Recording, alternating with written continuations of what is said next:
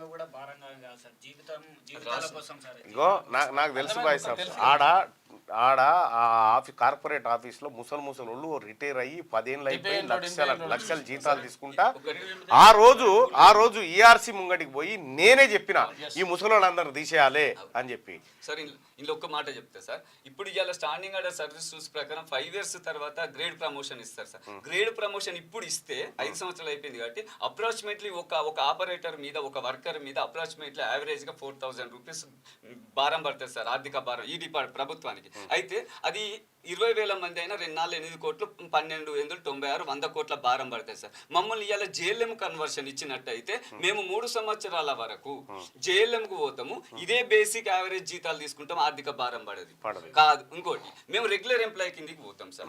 ఇవాళ ఇంకోటి ఏంటంటే స్టాండింగ్ ఆర్డర్ సర్వీస్ రూల్స్ ప్రకారం ఉంటే మేము రెగ్యులర్ ఎంప్లాయీస్ కాదు. రేపటి భవిష్యత్తులో ఇక్కడ నష్టపోయి ఆర్థిక భారం ఎందుకు నష్టపోతారు మరి మీరు ఏంటంటే నష్టపోతాను అని అంటే మేము రెగ్యులర్ ఎంప్లాయీ కిందికి వస్తాం సార్. ఇవాళ స్టాండింగ్ ఆర్డర్ సర్వీస్ రూల్స్ నేను ఇప్పుడు చనిపోతే సార్, నా కొడుకు డిప్లొమా బీటెక్ ఎంటెక్ చేసి వచ్చినా కూడా ఆర్టిజన్గా పుట్టి ఆర్టిజన్ చనిపోవాలి, ఇంటర్నల్ టెస్ట్ రాసి వాడు ఆఫీసర్ కావడానికి ఎలిజిబిలిటీ లేదు సార్.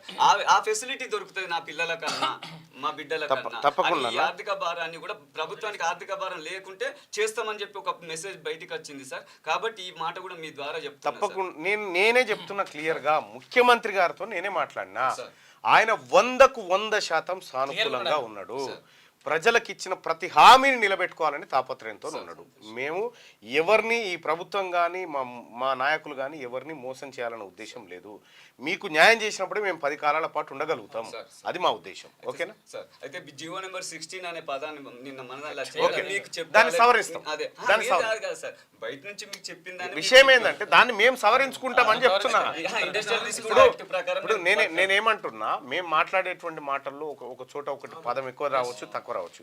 ప్రింట్ మీడియా అయితేనేమో ఇప్పుడు ఒకసారి ప్రింట్ అయిన తర్వాత ఏం చేయలేదు, మేము సవరించుకునే అవకాశం ఉంది.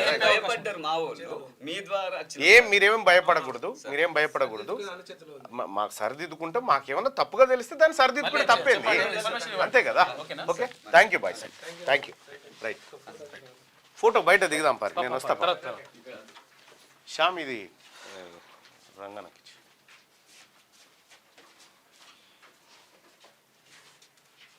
అన్న రేషన్ కార్డులు లిపిని అన్న రేషన్ కార్డు లేక చస్తారు అని చెప్పారంటారు. రేషన్ కార్డుల విషయంలో